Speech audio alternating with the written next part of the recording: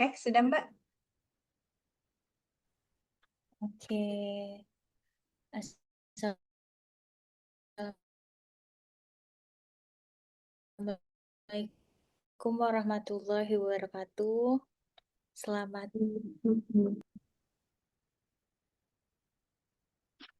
sore Ibu-ibu dan Bapak-bapak semua.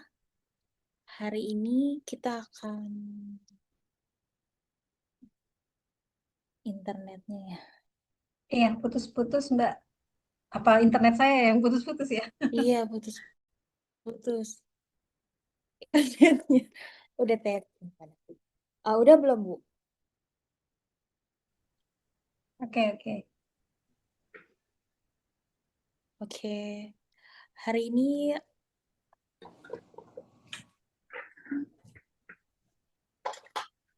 udah, Bu. Udah Mbak Putri lanjut. Oke.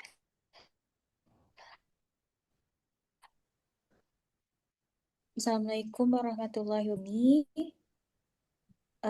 Kita akan sharing session bersama Ibu Nina Rukmina Dewi sebagai konselor pendidikan remaja dan keluarga. Untuk sharing season serba-serbi mengenai anak istimewa.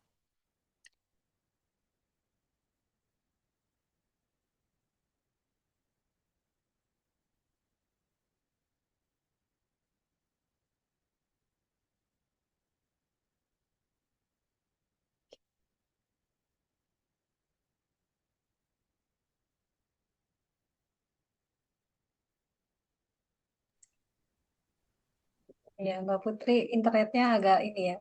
Iya, kalau di Koneksi. saya lag, Bu. Ya. Iya. Pakai HP atau Mbak? Iya, pakai HP tethering. Soalnya wifi-nya juga jelek.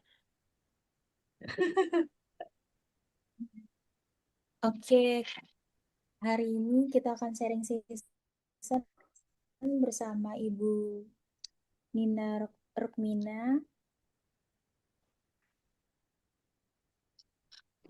Ibu Nina Rukmina Dewi sebagai remaja dan konselor anak.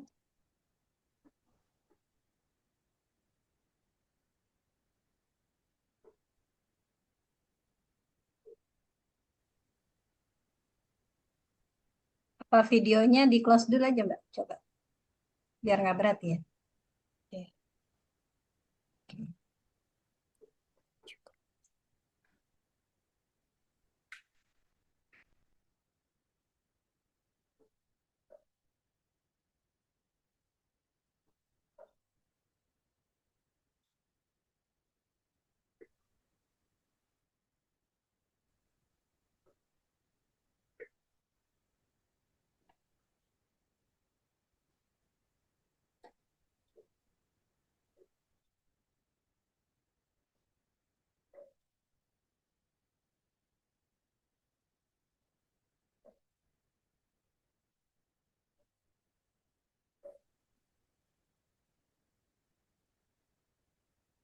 Halo, udah Bu.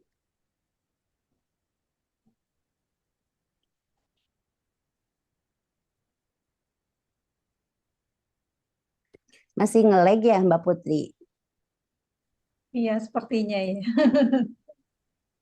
Halo Mas, nge-lag ya Bu ya? Ini Heeh. sekarang Iya, udah lebih jelas nih. mati hidup ya. Suaranya. Iya kayaknya boleh digantikan. Ini jaringannya jelek banget, udah ganti 2 kali. Ini sudah mulai Oh, lanjut, Mbak Putri. Oke.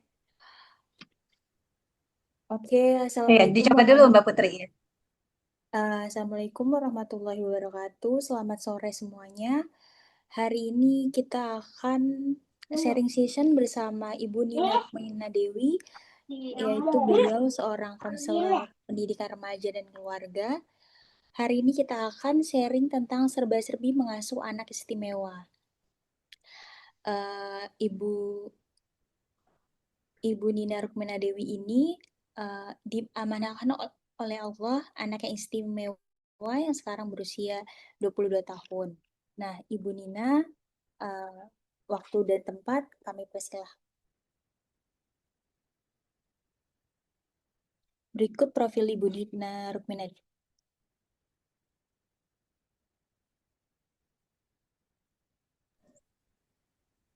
Baik, Mbak Putri, terima kasih. Saya sudah bisa berbicara sekarang? Iya, silakan Ibu. Baik.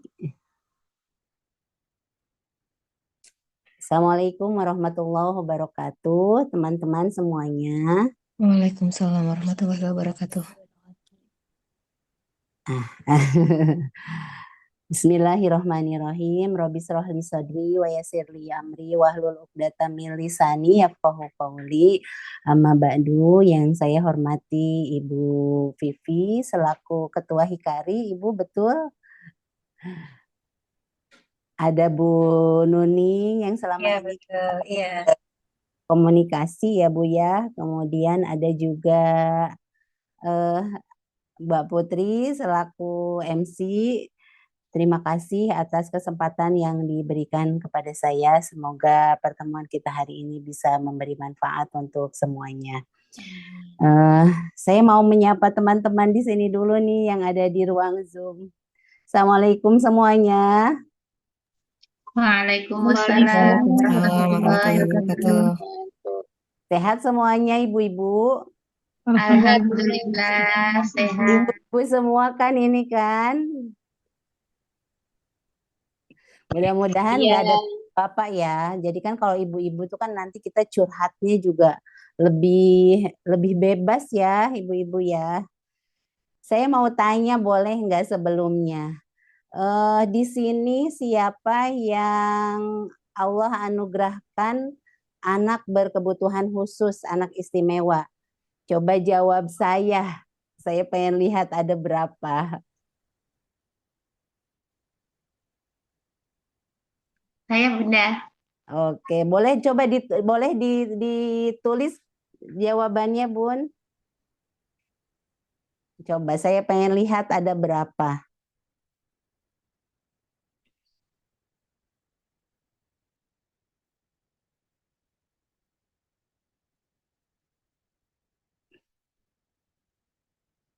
Tujuh, 8.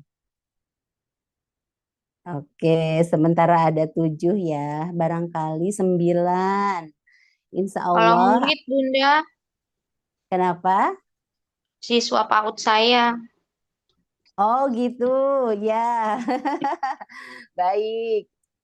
Alhamdulillah ya, insya Allah teman-teman yang akan kita obrolkan hari ini mungkin berkaitan dengan apa yang kita jalani hari-hari ya, seperti itu. Teman-teman, saya sebelumnya mau bertanya boleh? Saya share screen dulu boleh ya? Saya share screen dulu. Sudah jadi co-host belum ya? Oh iya, sudah belum? Sebentar. Oh. Bentar ya, Bun. Ya, Bentar. dijadikan co-host dulu karena saya pakai PowerPoint, Bu. Iya, sudah coba deh. Sudah ya.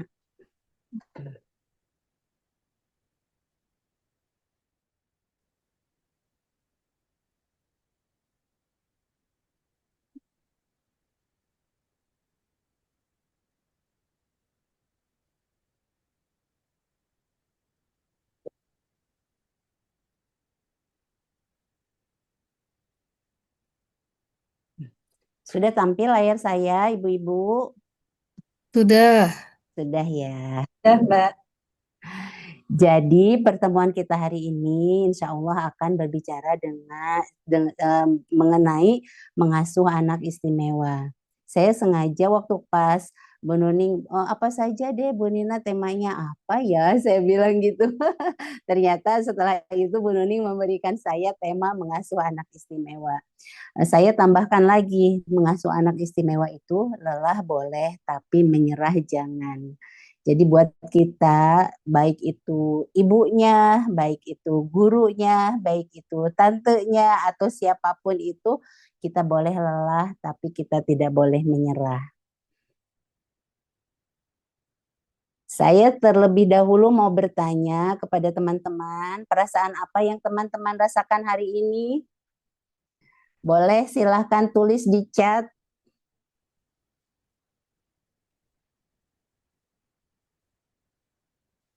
Apakah ada yang saat ini sedang merasa sedih? Apakah saat ini ada yang sedang merasa lelah?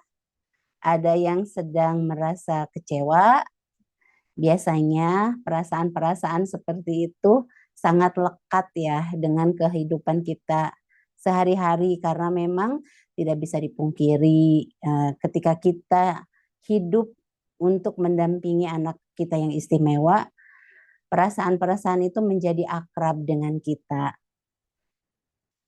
Teman-teman, sebelumnya kita simak video ini dulu. Mungkin ini video ini familiar ya. Mudah-mudahan bisa diputar. Ini beberapa kali tampil di beranda Instagram saya.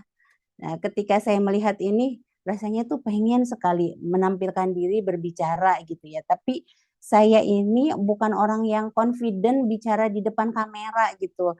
Jadinya kalau mau kayak orang-orang bicara depan kamera itu kok rasanya lihat diri sendiri jadi malu ya.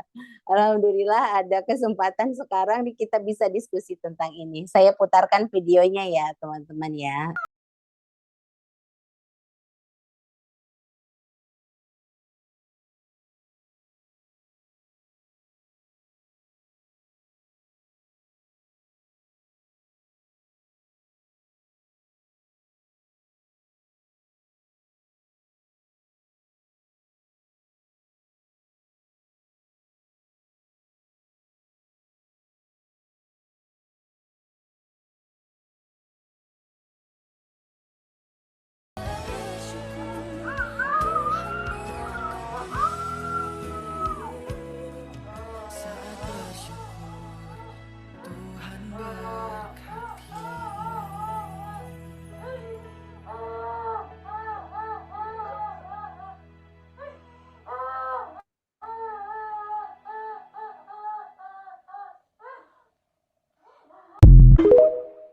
Pernah lihat video ini ibu-ibu?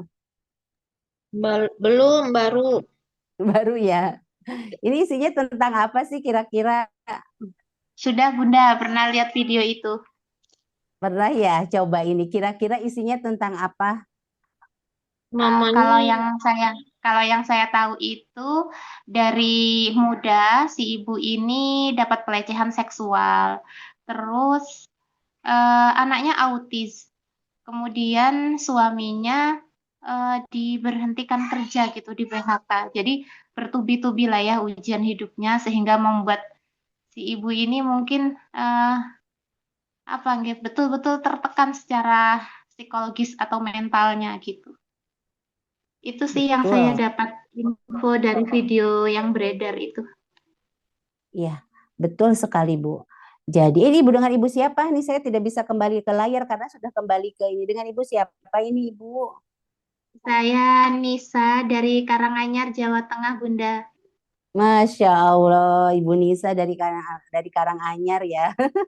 Bisa ya sampai di sini juga ya kita bisa bertemu ya, Bu Nisa ya. Alhamdulillah, karena saya followersnya Bunda.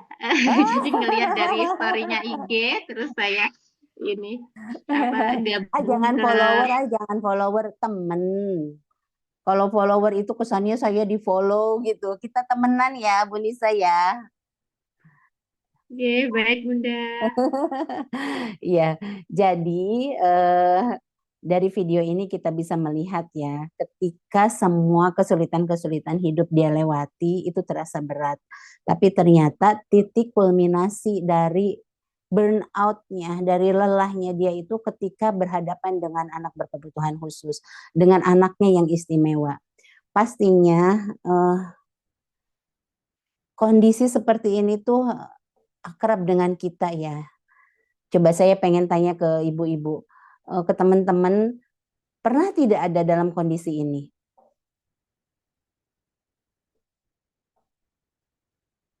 Pernah tidak?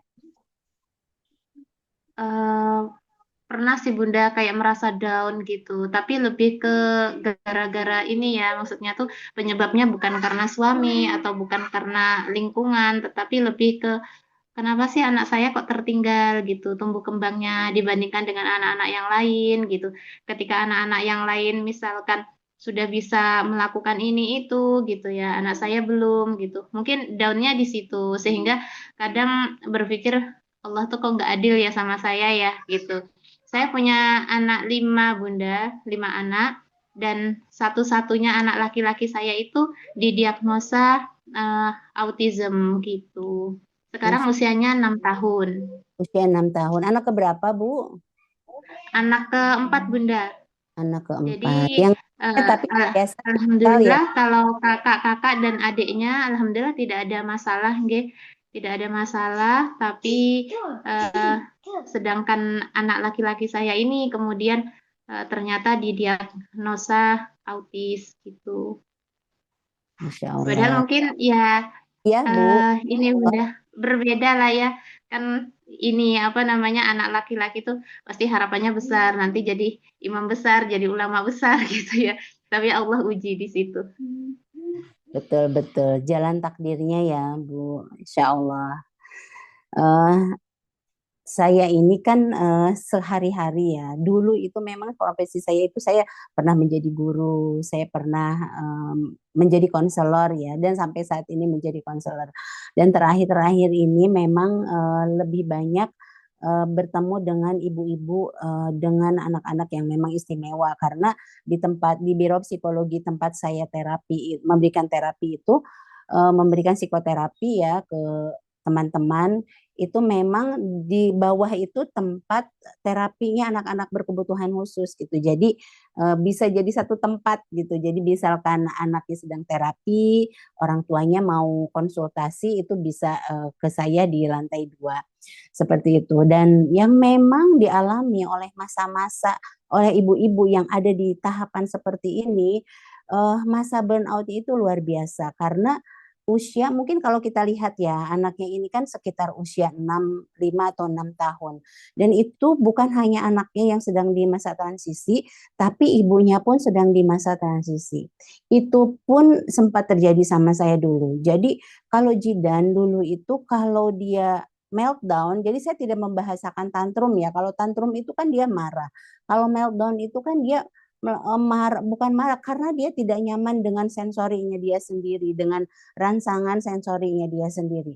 Itu kalau sudah marah, kalau sudah tantrum, kalau meltdown seperti itu, gigit-gigit, marah, teriak-teriak, bisa semalaman sampai pagi, bisa seharian, dan itu kalau sudah seperti itu, sampai baju digigit-gigit, sampai bolong semuanya, sampai semuanya itu robek-robek, sampai spray robek-robek, sampai bantal robek-robek seperti itu. Dan itu tuh sangat menguras energi gitu ya. Nah, dan itu tidak mudah. Saya pernah dalam kondisi sampai akhirnya saya pun nangis gitu. Harus bagaimana lagi gitu. Sementara di saat itu tidak ada orang lain, tidak ada mbak, tidak ada suami gitu. Suami juga kan sedang bekerja. Nah, jika ini barangkali saran dari saya, disclaimer mungkin tidak cocok untuk semua orang. Tapi kalau boleh saya sarankan, ketika kita dalam kondisi seperti ini, sebaiknya kita membuat jarak dulu dengan anak kita. Kalau dulu saya dalam kondisi seperti ini, biasanya saya jauhkan dulu Jidan dari saya. Jadi saya misalnya Zidan kan punya kamar sendiri ya, saya tempatkan Zidan di kamar, pastikan di kamarnya itu tidak ada sesuatu yang bahaya, jadi dia marah, mungkin dia akan robek-robek bantal, akan robek-robek guling, akan robek-robek apa aja yang ada di dekat dia akan robek, bajunya mungkin akan hancur, tapi kita tidak terbawa emosi dan saya bisa di luar mungkin bisa makan, tarik nafas, kemudian wudhu, sholat, ngaji, apa saja yang membuat kita bisa rilis kembali emosinya. Baru nanti kalau sudah tenang kitanya, kita akan baru kita deketi anak kita gitu. Karena sepertinya ibu-ibu, emosi kita itu nular ke anak kita. Ketika anak kita marah dan kita pun terbawa marah, itu lama mereka itu berhentinya gitu. Jadi kalau kita tenang, mereka pun cepat tenangnya gitu. Itu pengalaman ya, barangkali tidak sama ya semua orang seperti itu. Jadi yang saya ingin sarankan gitu ke teman-teman, jika dalam kondisi seperti ini kita sudah burn out, kita sudah lelah, tidak apa-apa, kita buat jarak aja dulu. Mungkin kesannya egois, tapi ini demi kebaikan. Karena kalau kita misalnya sudah lelah, anak kita sedang seperti itu, khawatirnya terjadi sesuatu yang tidak diharapkan. Kita bisa mukul, kita bisa melakukan sesuatu yang menyakiti anak kita, bisa juga menyakiti diri kita sendiri seperti itu. Jadi memang ada baiknya kita buat jarak dulu sampai kita tenang, baru setelah kita tenang kita mendekat lagi. Seperti itu ya. Jadi memang penting ya, maksudnya manajemen emosi kitanya juga itu menjadi sangat penting. Kenyataannya, memang ibu-ibu dalam mengasuh anak istimewa itu adalah banyak perjalanannya. Jadi mengasuh anak autis itu adalah perjalanan yang panjang.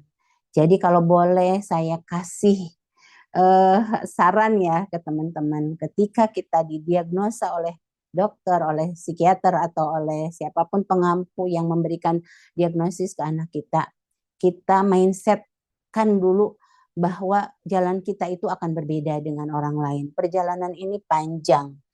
Tapi walaupun panjang, yakin kita bisa melaluinya. Gitu. Karena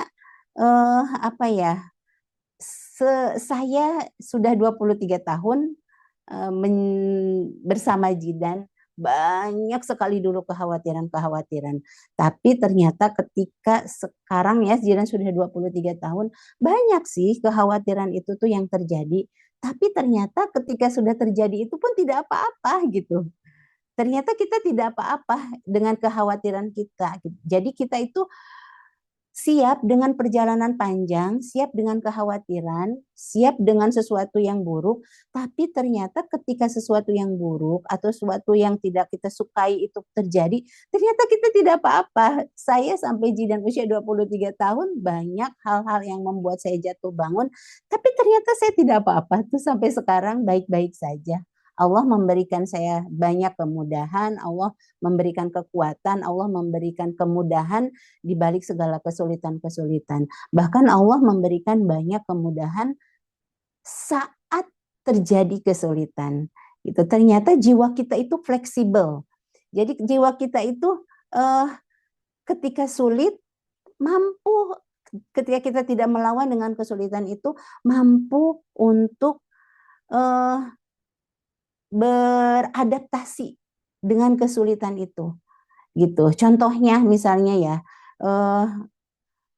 tidak jauh-jauh lah kalau misalnya kita tidak, misalnya gini, kalau Allah berikan kita rezeki banyak, kita keinginan juga banyak. Ketika kita diberikan Allah rezeki yang sempit, ternyata dengan sendirinya kita bisa meregulasi diri kita, keinginan kita pun menjadi sedikit. Seperti itulah contohnya mungkin ya ibu-ibu ya. Kemudian merawat anak ABK itu seperti maraton. Panjang, nggak berhenti, harus terus jalan. Walaupun lelah, terus jalan. Kalau misalnya maratonnya 40-50 kilo, tidak boleh berhenti sebentar saja. Setelah berhenti, hilang capeknya, jalan lagi. Jadi bukan sprint, cepet, tapi setelah itu berhenti. Tidak bisa. Kalau seperti itu nanti kita putus asa gitu ya. Jadi seperti maraton gitu perbandingannya gitu ya. Kemudian menghadapi kita nanti bukan hanya lelah fisik, tapi lelah fisik itu kita akan berhenti dengan istirahat, hilang dengan istirahat. Tapi kalau sudah lelah hati, itu yang membutuhkan maintenance. Kadang kita tidak bisa menyelesaikannya sendiri, mungkin kita butuh bantuan orang lain. Kemudian sering sekali harapan kita itu tidak sesuai dengan realitas. Kita ingin anak kita bisa ini, sudah kita ajarkan puluhan kali, ratusan kali, ribuan kali, tapi tetap saja tidak bisa. Seperti itu. Kemudian kita juga sering merasa bersalah, ya kan? Ya Allah, coba anak saya begini. Saya mau sharing sedikit ya tentang rasa bersalah dulu saya terhadap Zidan. Waktu zaman Zidan kecil, itu kan Zidan itu lahir tahun 2002. Waktu itu internet belum begitu ramai lah. Informasi itu sulit sekali dicari gitu. Jadi harus beli ke sana sini buku, nyari gitu. Waktu itu tuh sering ada seminar yang mengadakannya itu yayasan yang memang menaungi tentang autistik. Tapi kalau kita mau ikut seminar itu bayarannya mahal. Ratusan ribu bahkan jutaan karena kan menghadirkan tokoh-tokoh yang memang mumpuni di bidangnya gitu, kadang dari luar negeri dan tempatnya pun kadang-kadang di hotel gitu. Dan itu tuh kalau saya ingin ikut berarti kan harus keluar uang sebanyak itu. Sementara saya itu orang yang bukan yang uangnya banyak gitu. Akhirnya saya waktu itu sering merasa bersalah. Ya Allah, Ajidan, kalau kamu ada dilahirkan bukan dari mama, mungkin kamu sekarang sudah lebih baik gitu. Pokoknya sering ada rasa menyalahkan diri seperti itu. Jadi termasuk ya waktu ketika kita berkumpul di misalnya di klinik atau di apa ya tempat terapi. Dulu itu kan banyak vitamin-vitamin itu. Kalau tidak salah ada yang satu vitamin itu yang mahal sekali namanya Krickman itu. Itu ingat saya sekali pernah saya beli dan itu harganya itu kurang lebih 2 juta kalau tidak salah waktu itu.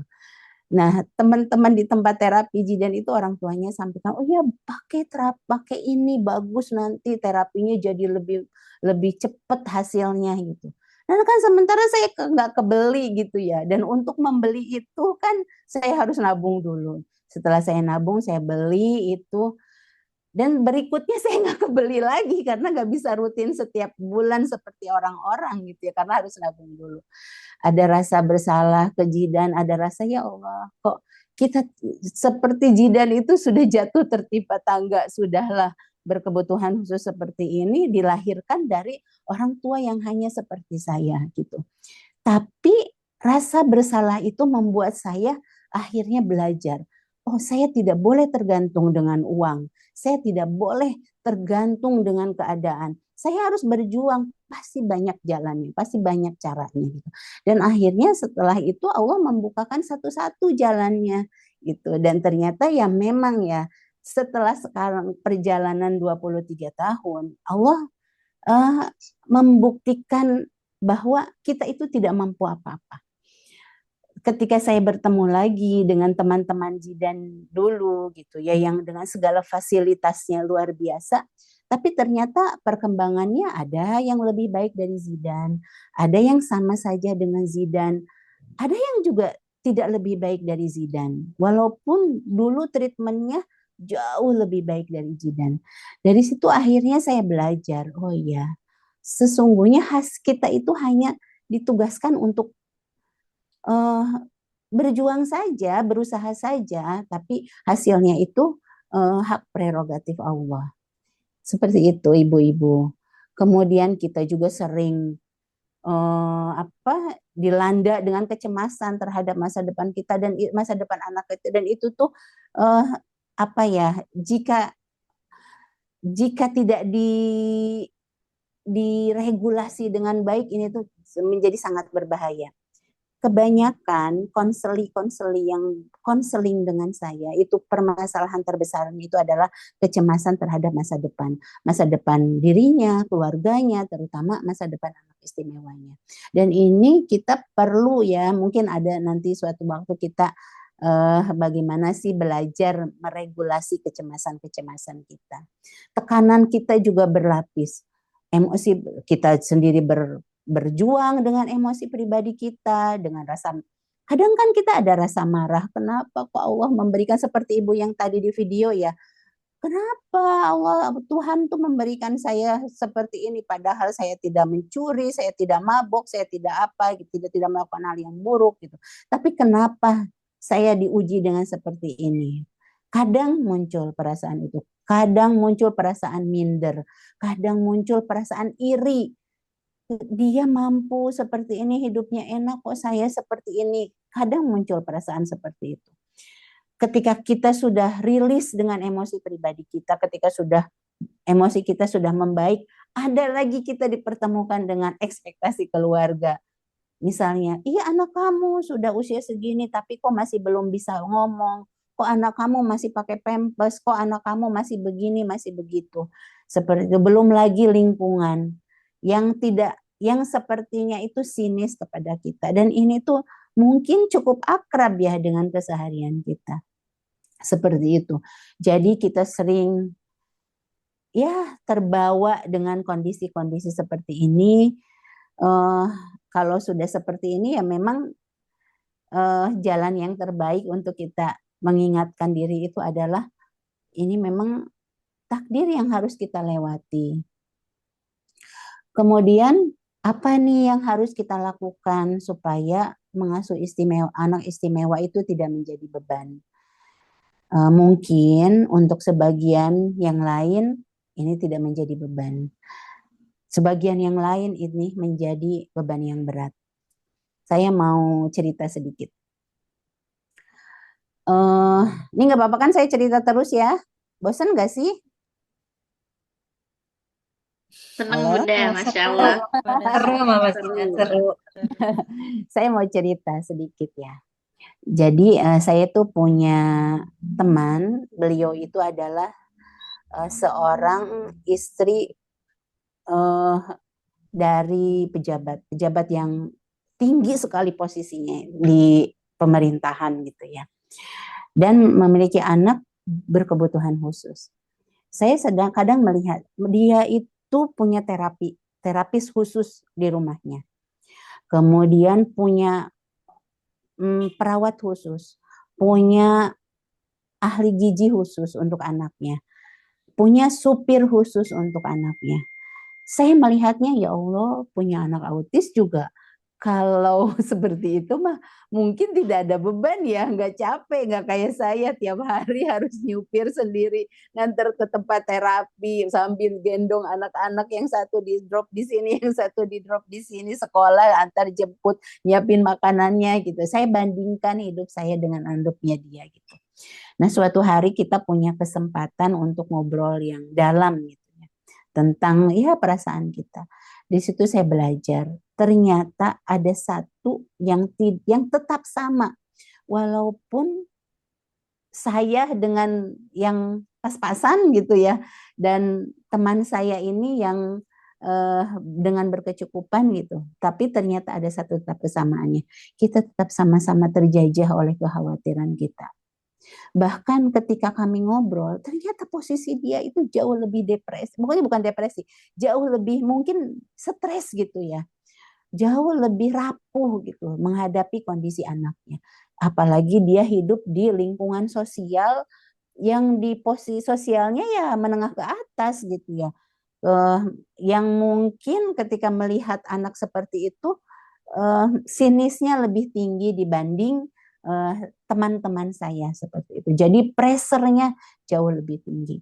Di situ saya belajar, ya Allah, ternyata tidak dari situ indikatornya itu. Beban atau tidak beban itu bukan dari apa yang kita punya, tapi dari bagaimana kesiapan kita menerima gitu. Ada teman saya, anaknya itu jauh lebih parah daripada Jidan. Jadi dia itu ada cerebral palsy-nya juga. Tapi Masya Allah, dia seneng aja hidup menjalaninya itu. Saya banyak belajar dari dia. Kayaknya hidupnya itu ya sudah jalanin saja gitu. Dia juga secara ekonomi juga tidak berlebih. Dari situ saya belajar. Beban tidak beban, itu adalah bagaimana kita menyikapinya. Kemudian pertama yang harus kita lakukan, jaga kesehatan fisik dan mental. Jadi memang kita harus agak egois nih kalau sudah dalam kondisi merawat anak berkebutuhan khusus.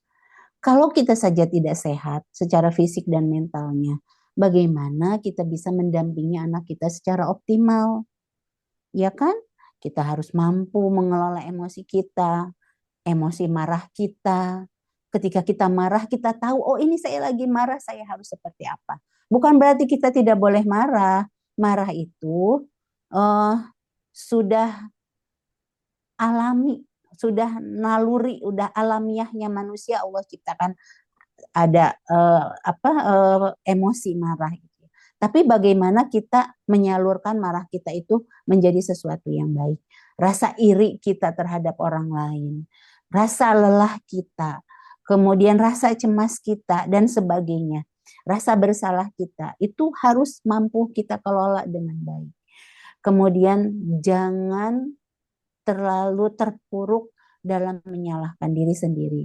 Karena yakin ketika kita sudah bangkit, optimis, husnuzon kepada Allah, ternyata jalan itu akan terbuka dengan sendirinya satu persatu. Gitu. Dan jangan lupa ketika kita sudah lelah, istirahat. Jangan paksakan diri. Kadang karena kita punya target yang tinggi, kita menjadi memaksakan diri, akhirnya lelah tidak kita ikuti, tidak kita rasakan, tiba-tiba kebutuhan badan untuk istirahat tidak kita ikuti, tiba-tiba kita sakit atau tiba-tiba kita burn out, tiba-tiba kita mudah stres, kita menjadi sensitif, tiba-tiba kita menjadi orang yang tidak menyenangkan buat orang-orang di sekitar kita. Seperti itu. Kemudian realistislah. Jangan menuntut sempurna. Saya dulu ya, waktu pas, jadi Jidan itu sekolah itu sampai usia 21 tahun, 2 tahun ke belakang ya. Jadi waktu jadi Jidan itu dari kecil sampai usia 21 tahun, terapi juga, sekolah juga gitu ya. Belajar juga di rumah gitu, bersama saya. Kebetulan saya juga kan latar pendidikannya itu adalah psikologi pendidikan, jadi bisa tuh sedikit-sedikit diaplikasikan gitu ya ke Jidan. Nah, dulu saya itu punya target. Jidan kalau udah usia segini harus bisa ini, harus bisa ini, harus bisa ini. Ditambah kadang juga suka ada kan masukan gitu ya, anak-anak autis kalau mau mandiri harus sudah bisa ini, harus sudah bisa ini. Dan itu menjadi target. Dan akhirnya membuat saya stres, Jidan juga stres gitu. Saya tidak bisa nice ke Jidan, Jidan pun tidak mau dekat dengan saya gitu. Itu efek dari saking inginnya semuanya tuh runtut sempurna sesuai dengan apa yang kita ingin gitu ya. Sampai akhirnya ada di satu titik saya tidak bisa seperti ini karena ternyata hidup dengan anak istimewa itu lebih banyak tidak tercapainya daripada tercapainya. Dan saya harus bisa mentoleransi setiap sesuatu yang saya anggap gagal itu gitu. Nah, ketika saya ada di titik itu, ketika saya sudah tidak menuntut kesempurnaan aja, biarkan let it flow, biarkan saja itu berjalan gitu sesuai dengan ya memang mampunya berjalan seperti itu. Justru akhirnya semuanya menjadi lebih mudah. Saya lebih tenang menjalaninya, Jidan pun jauh lebih tenang. Kalau teman-teman melihat Jidan sekarang tenang, itu belum lama sebetulnya tenang seperti itu.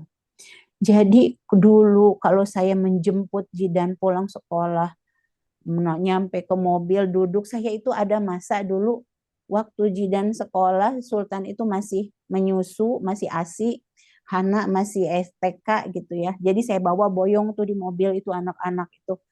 Kadang sambil nyupir itu sambil menyusui gitu ya. Karena kan waktu itu kan Sultan itu kan masih menyusu gitu ya. Jidan masuk ke mobil, langsung teriak. Wah! Kemudian langsung gigit bajunya, langsung robek bajunya seperti itu. Atau pegang tangan saya diremas. Itu ada masa-masa seperti itu. Jadi kalau misalnya teman-teman yang saat ini Ananda kita masih ada di proses Jidan dulu, nggak usah overthinking, nggak usah terlalu gelisah, nggak usah terlalu khawatir. Ternyata ada masanya lewat juga. Saya juga berpikir apa ya yang membuat Jidan kok akhirnya bisa tenang juga gitu. Tapi akhirnya saya bisa menemukan satu titiknya bahwa ketika saya tidak menuntut semua harus sesuai dengan maunya saya, ternyata semuanya memberikan ketenangan ke saya dan ketenangan itu ternyata nular ke Jidan. Seperti itu ibu-ibu.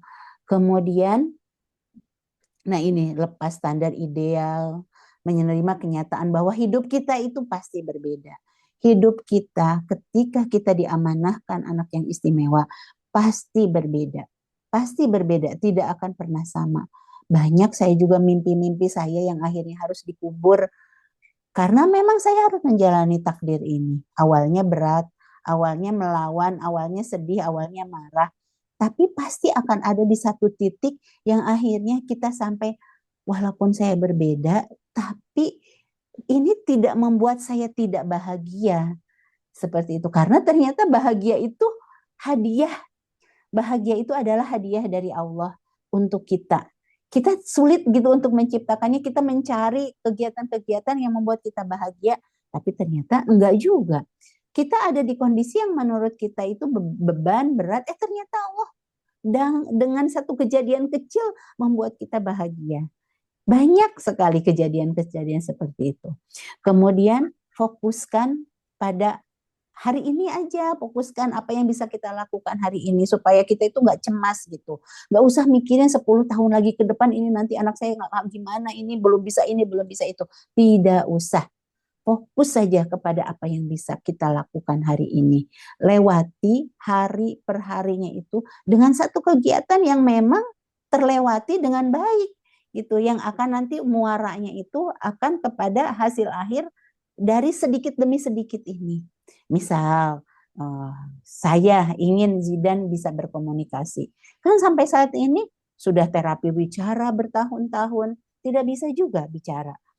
Gitu. Sudah belajar pakai PEX, nggak ngerti. Zidan itu pakai PEX itu tidak ngerti karena Zidan itu ternyata kemampuan asosiasinya itu rendah juga. Kalau PEX itu kan pakai gambar gitu ya, yang digambar. Zidan bingung kalau misalnya tangan itu kan tandanya minta. Itu nggak ngerti-ngerti kalau gambar tangan itu artinya minta. Itu nggak ngerti-ngerti. Akhirnya saya terus trial and error. Saya foto pakai tangannya dia sendiri. Kalau minta kayak gini itu tandanya minta. Ternyata itu lebih paham buat dia.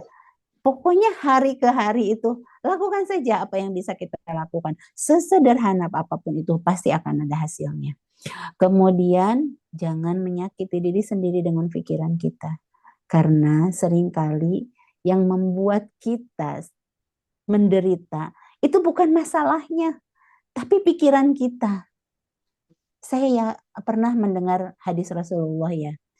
Kata Rasulullah, semua yang di dunia ini akan tumbuh, akan membesar. Tapi akan ada satu hal yang dia awalnya besar, tapi akan terus mengecil. Itu adalah masalah. Jadi masalah itu awalnya saja besar, tapi lama-lama akan terus mengecil. Termasuk apa yang kita anggap masalah dengan anak kita yang istimewa. Kemudian mengganti pertanyaan di kepala kita itu kan banyak pertanyaan. Kenapa sih aku begini? Ganti jadi apa nih yang bisa aku lakukan hari ini? Apa yang bisa aku lakukan hari ini? Hari ini aja, nggak usah mikirin besok, hari ini aja gitu. Kemudian kita sering berpikir kalau anak kita lagi marah atau nggak bisa-bisa atau apalah itu, atau tantrum atau meltdown, yang ada di dalam pikiran kita yang membuat kita sering mudah tersulut kemarahan kita. Kita berpikir, anak ini menyulitkan saya. Anak ini menyulitkan saya. Seolah kita itu ditantang. Tapi ketika kita rubah pikiran kita dari anak ini menyulitkan, menjadi anak ini bukan menyulitkan. Anak ini sedang kesulitan. Merubah redaksi itu, Masya Allah, efeknya besar sekali. Dan ini sudah saya lakukan. Kalau Zidan lagi marah, lagi tantrum, lagi apa. Kalau saya pikirannya menyulitkan saya, rasanya pengen marah, kayak ditantangin gitu. Tapi ketika saya lihat Zidan, Masya Allah, ini anak tuh sedang kesulitan. Dia pun sedang berjuang dengan kesulitannya. Yang ada langsung sifat empati. Ingin mendekat, ingin membantu, ingin lebih sayang. Naluri kita ya sebagai seorang ibu. Seperti itu. Kemudian apalagi nih? sadari bahwa anak kita itu unik. Jadi walaupun sama-sama autis, itu berbeda. Jadi untuk terapi satu anak itu sulit untuk dijadikan satu yang baku. Kadang misalnya seperti yang saya sampaikan tadi, katanya kalau anak nonverbal itu cukup efektif menggunakan komunikasinya dengan PECS ya namanya ya. Ternyata buat Jidan PECS tidak bisa. Dan saya harus trial and error mencari cara berkomunikasi Jidan sampai akhirnya ketemu lewat gambar, tapi gambarnya harus realistis. Kalau misalnya mau ceritakan tentang suatu tempat, ya tempat itu. Makanya saya jadi ingat kemarin itu saya ketemu dengan murid saya dulu waktu dia SMA. Terus kita ngobrol. Terus dia bilang, "Bu Nina, emang kenapa Bu Nina pengen bikin Instagram?" Dia bilang gitu. Iya ya Bu Nina juga sebetulnya awalnya iseng aja. Karena itu awalnya adalah dari saya itu setiap kegiatan Jidan kan sering saya videoin. Bukan untuk dipamerkan sih sebetulnya, tapi untuk diceritakan kembali ke dia gitu. Tapi kok banyak ya gitu. Dan saya kan suka melaksanakan konseling juga. Terus ketika melaksanakan konseling, teman-teman yang menjadi konseli itu, kenapa Mama Jidan tidak ceritakan ini, padahal kan ini bisa jadi inspirasi atau mungkin bisa menjadi gambaran, mungkin ini ya yang akan saya lewati nanti, karena kan rata-rata yang melaksanakan konseling itu lebih muda dari saya gitu. Dari situlah akhirnya muncul nih Instagram ini gitu. Jadi memang dari capture keseharian ya yang sayang dibuang. Tapi kan yang namanya di Instagram harus ada diedit dulu. Itu yang membuat saya malas akhirnya jarang postingnya. Kemudian apalagi nih. Nah, ini juga pentingnya ibu-ibu membangun spiritualitas yang kuat. Jalin kedekatan yang kuat dengan Allah. Satu-satunya kekuatan itu memang betul hanya Allah. Cari makna di balik takdir yang Allah berikan. Kalau akhirnya saya ada di satu keyakinan bahwa sesuai dengan yang Allah berikan, maksudnya sampaikan ya dalam Al-Quran, Rasulullah sampaikan dalam hadis gitu ya, bahwa memang dunia ini adalah tempat bercocok tanam. Dunia ini adalah tempat kita mencari sesuatu yang akan kita hasilkan untuk kehidupan kita berikutnya. Dan ternyata Allah berikan saya ladang ini gitu loh. Dan Allah paling tahu ladang inilah tempat saya bercocok tanam. Jidan dan keluarga saya inilah tempat bercocok tanam. Mungkin kalau saya tidak diberikan ini, tidak cocok buat saya gitu loh. Karena ini yang paling cocok, ya sudah saya harus jalani. Karena memang Allah lebih tahu ini yang terbaik bagi saya. Kemudian dunia ini tempatnya lelah. Kalau saya menghadapi Jidan lelah, menghadapi suami lelah, menghadapi anak-anak yang lain lelah, menghadapi pekerjaan rumah lelah, ya memang dunia ini lelah, tempatnya lelah. Kalau kita tidak lelah dengan ini pun, pasti kita akan lelah dengan yang lain. Jadi ya sudah kita jalani aja dengan senang hati lelah kita ini. Karena memang inilah jatah lelah kita. Karena semua orang di dunia ini, bahkan yang mungkin orang terkaya di dunia pun, dia pasti lelah. Gitu ya, karena Allah memberikan lelah kita ini, kita jalani, kita nikmati dengan baik. Mudah-mudahan lelahnya itu menjadi sesuatu yang membuahkan kebaikan bagi kita, baik itu di dunia maupun di akhirat. Kemudian tempat dunia ini kan tempatnya ujian ya. Mau tidak mau, semua manusia yang hidup di dunia ini pasti diuji. Kita punya anak yang menyenangkan, itu akan jadi ujian kita. Bisa enggak kita dengan anak yang membanggakan ini tetap tidak ujub, tidak ria, tidak sombong, itu tetap menjadi ujian. Bahkan katanya ujian kesenangan itu lebih sulit untuk dilewati dibanding dengan ujian yang tidak menyenangkan. Kalau Allah berikan kita ujian yang tidak menyenangkan, menurut kita, ternyata mungkin inilah yang bentuk kasih sayang Allah kepada kita. Kita diberikan kesulitan termudah. Mungkin kesulitan kita yang saat ini kita lewati ini adalah kesulitan termudah gitu bagi kita. Gitu ya teman-teman. Apa nih, saya Ya, soalnya ini waktunya kepanjangan nanti. Nah, jadi teman-teman dalam berjuang, kita jangan sendirian, kita harus libatkan suami. Jadi suami bukan hanya mencari nafkah, tapi jadikan partner pengasuhan. Kemudian kita juga harus belajar untuk menyampaikan perasaan-perasaan kita ke suami kita. Kalau kita lelah, sampaikan lelah. Kalau kita kecewa, sampaikan kita kecewa. Jadi tidak saling menyalahkan. Kadang kita berharap suami kita ngerti perasaan kita. Padahal belum tentu kalau kita tidak menyampaikannya. Jadi jalin komunikasi yang terbuka dengan pasangan kita supaya kita jadi partner yang saling support dalam membangun rumah tangga kita yang sakinah mawaddah warohmah. Seperti itu. Kemudian, nah ini yang ingin saya tekankan kembali. Peran sibling, peran saudara. Saya merasakan sendiri ketika keberadaan adik-adiknya adalah sebuah berkah. Dulu saya tidak mau punya anak lagi. Saya tidak mau punya anak lagi. Kepikir bagaimana itu. Karena masa 10 tahun pertama Jidan itu, Masya Allah, seperti layaknya ya. Anak-anak autistik pada umumnya ya. Tantrum, ngamuk, seperti itu. Dan itu kan lelah. Gak kebayang kalau nanti saya punya anak lagi terus kayak punya Jidan lagi gitu. Aduh gak kebayang deh, udah saya gak mau punya anak lagi. Sampai akhirnya ibu saya bilang, enggak harus punya anak lagi teh. Siapa tahu nanti adiknya ini nanti yang akan jadi hiburan gitu. Itu Masya Allah memang ibu saya tuh ya. Kalau ya memang ya itulah ibu ya, rahimahullah. Jadi memang beliau yang menguatkan saya. Dulu saya cerita sedikit lagi ya ibu-ibu. Dulu tuh saya tuh sampai Jidan usia 7 tahun, 8 tahun mungkin ya. 7 tahun mungkin, 5 tahun, 7 tahun lah. Seperti itu. Jidan itu, saya itu sampai tidak punya apa-apa. Mau ini, beli ini. Pokoknya semuanya tuh pengennya buat Jidan. Pokoknya saya tuh Jidan harus sembuh, Jidan harus sembuh, Jidan harus bisa ngomong, Jidan harus bisa mandiri, Jidan harus bisa sekolah, Jidan harus bisa seperti anak lain. Punya uang sebanyak apapun, sesedikit apapun, semuanya buat Jidan.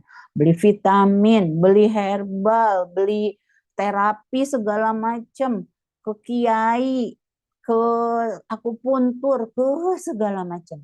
Di jalan sampai ibu saya bilang, teh, kamu kalau kayak begini kamu stres. Kamu nggak punya apa-apa. Nanti kalau Jidan tidak sembuh, kamu tidak punya apa-apa, gimana jadinya? Stop. Jangan seperti itu lagi. Kalau memang Jidan seperti ini, jalani. Lakukan semampunya. Jangan sampai mengorbankan yang lain.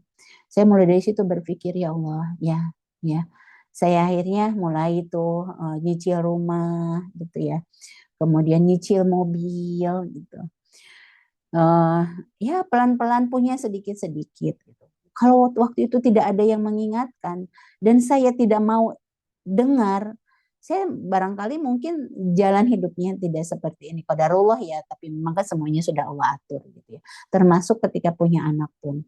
Ibu saya selalu mengingatkan, enggak, insya Allah sehat normal adiknya, sehat normal adiknya. Akhirnya saya program hamil lagi gitu, dan alhamdulillah 2 adiknya inilah justru yang membuka saya, Masya Allah, ternyata ya yang dibutuhkan oleh anak kita itu adalah penerimaan, kasih sayang, ditemanin, dan itu yang diberikan oleh adik-adiknya ke Jidan. Saya belajar dari mereka. Gitu. Tapi ada satu hal yang kita tidak boleh lupa. Kadang kita itu menjadikan mereka orang tua kecil. Saya juga sering kadang kebablasan seperti itu. Istighfar, saya minta maaf ke anak saya. Karena kadang kita memberikan tanggung jawab yang seharusnya bukan tanggung jawab dia. Seolah dia itu harus menjaga adiknya, kakaknya, harus selalu mengerti kakaknya, harus selalu mengalah. Padahal tidak seperti itu tidak boleh. Jadi kita tidak boleh memaksakan gitulah tanggung jawab ke adiknya, tapi lebih ke bangun empatinya supaya itu tidak menjadi beban buat dia. Gimana cara bangun empatinya? ceritakan kondisi Jidan. Kalau saya ceritakan kondisi Jidan, kalau AA itu begini, bukan maunya AA ada di sini itu justru untuk belajar buat kita, wah segala macam bla bla bla bla. Yang sampai akhirnya, oh iya, AA Jidan itu ada sama kita itu baik kok, sebuah kebaikan kok dari Allah gitu. Kalau aku baik sama AA, itu aku tuh ada sesuatu yang akan nanti Allah berikan kepada saya. Allah senang sama saya. Dan memang kita tidak bisa ya terlepas ketika menanamkan ini, ya yang paling bisa kita jadikan penguat itu adalah memang reward dari Allah, karena saya sendiri gitu ya, belum bisa memberikan reward apa-apa gitu ya ke anak-anak. Jadi memang membangun keyakinan anak kita terhadap Allah, terhadap kecintaan Allah itu penting untuk bisa membangun kecintaan adik-adik Jidan ini ke Jidan gitu. Kamu saya ya seperti itu. Kemudian beri ruang emosi, kan kadang mereka juga marah gitu. Kalau misalnya Sultan kan apalagi sekarang gitu ya, tiba-tiba bukunya Jidan penasaran diambil robek. Terus udah gitu pensilnya dia penasaran diambil dipatahin, mainan atau apa segala macam. Makanan tiba-tiba meleng diambil dihabisin. Itu kan kesel ya, marah. Nah kalau sudah marah tidak apa-apa, marah aja. Saya boleh kan kok Sultan marahin aja, kan salah. Juga harus tahu kalau salah. Gitu. Jadi tidak sebisa mungkin tidak, oh kan tidak ngerti. Ya mungkin saya kadang-kadang juga seperti itu, kan tidak ngerti gitu. Tapi lebih ke izinkan gitu. Izinkan kok, izinkan dia untuk cemburu, untuk capek, untuk marah, untuk kesel. Tidak apa-apa karena kan kakaknya ini bukan raja gitu. Kakaknya ini tuh ya memang sama-sama juga, kakak juga harus mengerti, adik juga harus belajar saling mengerti dan memahami. Seperti itu. Saya jadi ingat ada satu cerita ya, teman saya juga sama-sama kita anaknya itu istimewa. Ini masih pada dengerin saya enggak sih? Masih Bu. Dengerin Mama Zidan. Seru-seru kok Dengan cerita-ceritanya. ingetin saya itu kalau sudah ngomong suka lupa waktu loh. Iya Bu. Jadi saya tuh ada temannya. Ini mungkin pelajaran ya bagi kita. Suatu hari dia mendapati anaknya marah dan melakukan percobaan bunuh diri. Gitu. Dia sangat kaget, teman saya ini sangat kaget. Akhirnya kebetulan teman saya ini kan bekerja ya. Jadi ternyata si adik ini selalu merasa itu sebagai dia itu martir lah, bukan martir ya, masa martir ya. Jadi dia itu sebagai bemper dari kakaknya.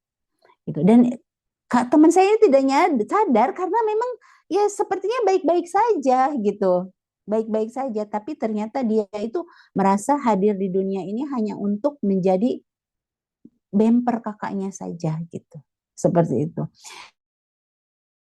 Nah, waktu itu anaknya itu sudah SMA ya, sudah SMA.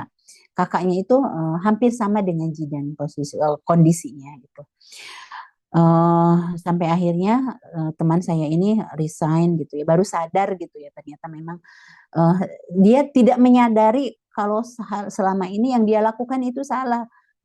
Kita kan mana ada ya ibu yang ingin membuat anak kita seperti itu gitu ya.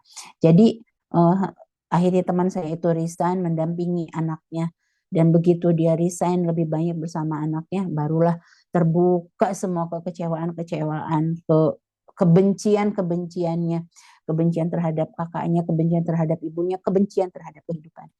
Nah, seperti itu. Jadi mungkin ada satu yang akhirnya teman saya itu sadari bahwa dia lupa untuk mengakui bahwa adiknya juga punya emosi, butuh privasi, butuh jadi diri sendiri. Bukan penanggung jawab dari kakaknya, bukan orang tua kecil dari kakaknya. Dan saya dari situ belajar bahwa ternyata efeknya itu bisa separah itu. Ketika kesalahan yang tidak kita sengaja, saya yakin tidak sengaja itu kita lakukan. Jadi sibling yang sehat emosinya akan menjadi support terbaik sepanjang masa. Karena kan ya kalau memang Allah takdirkan dia harus mengurus kakaknya, misalnya kayak anak-anak saya, eh, mungkin kan dia harus siap ya. Tapi kalau saya sendiri ke anak-anak, saya tidak menyampaikan itu gitu. Kalau saya, Jidan itu penjaganya Allah, penjaganya bukan adik, penjaganya bukan teteh gitu.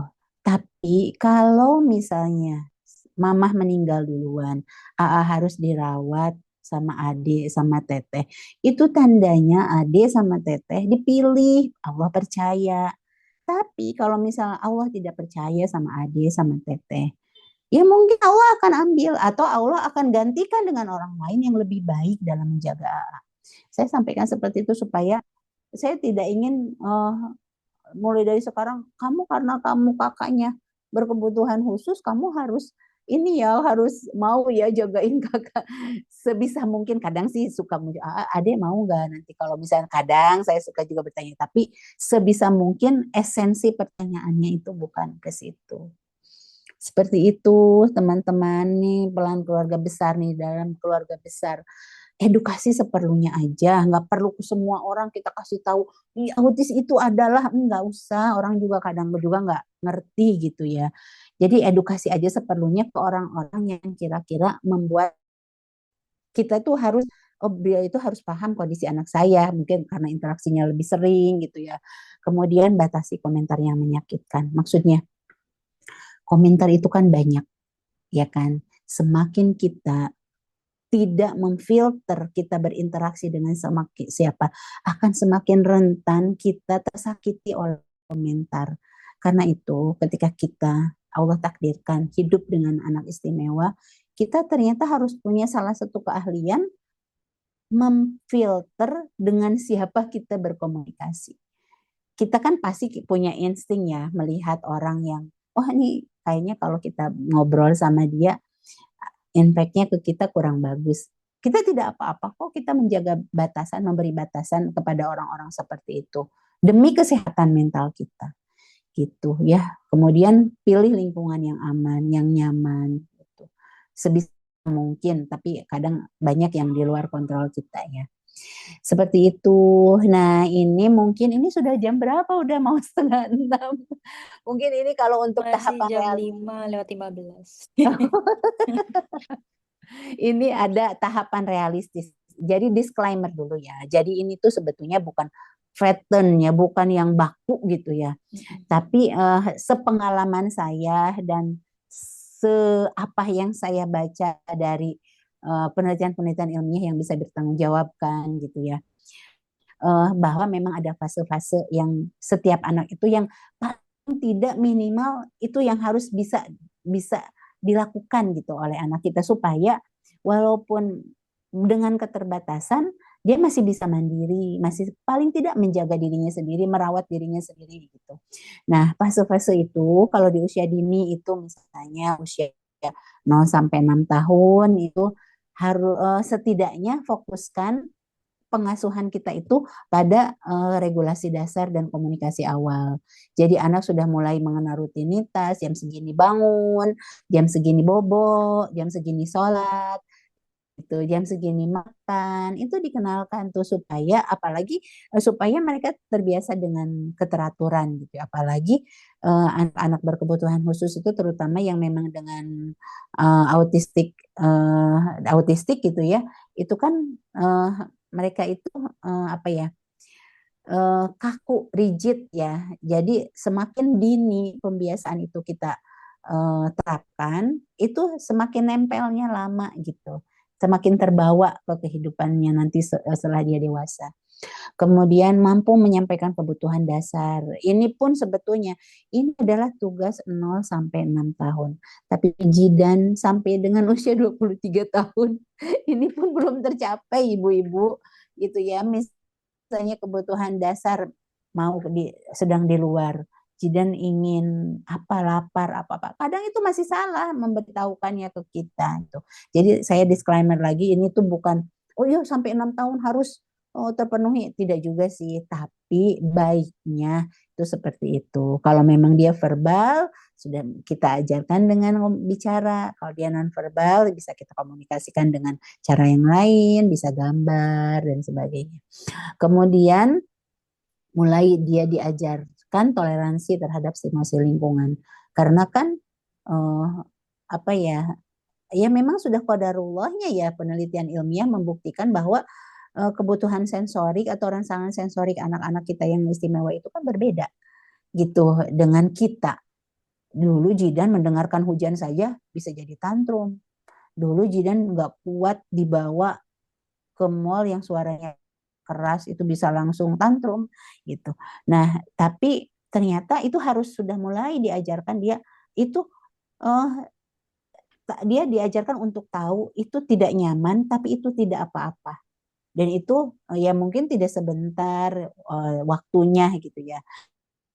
Tapi kalau mau dijadikan apa ya standar boleh, tapi tidak juga harus dijadikan target. Mungkin baru bisa. Jidan pun sampai sekarang banyak kok yang belum terregulasi gitu ya dengan suara-suara. Mungkin kalau yang sudah cukup terregulasi dengan baik itu dengan tekstur baju yang kasar. Dulu itu belum bisa. Baju yang basah, keringat itu dulu itu tidak bisa gitu. Suara-suara keras sekarang sih sudah mulai nyaman dibawa ke mall. Ya kuncinya kalau dia tidak nyaman dengan suara keras, bawa ke suara keras kalau saya ya gitu. Seperti itu. Kemudian bangun rutinitas, hal yang dilakukannya ya bangun rutinitas sederhana seperti tadi saya sudah sampaikan ya. Kemudian ada anak-anak itu usianya 7 sampai dengan 12 tahun. Fokuskan pengasuhan kita bisa ke kemandirian dasar dan sosial sederhana. Mulai dia bisa mengurus diri, makan sendiri, berpakaian sendiri, toilet training. Jadi paling tidak ini tuh bisa menjadi acuan, oh dia udah 8 tahun nih, 9 tahun nih, coba udah mulai diajarkan ini. Karena kadang kita itu kan suka, ya sudahlah dia nggak bisa, mau diajarin gimana juga nggak bisa.